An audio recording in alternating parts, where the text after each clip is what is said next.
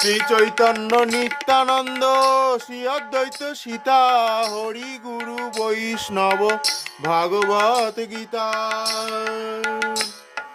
শ্রী চৈতন্য নিত্যানন্দ শ্রী অদ্বৈত সীতা হরি গুরু বৈষ্ণব ভাগবত গীতা।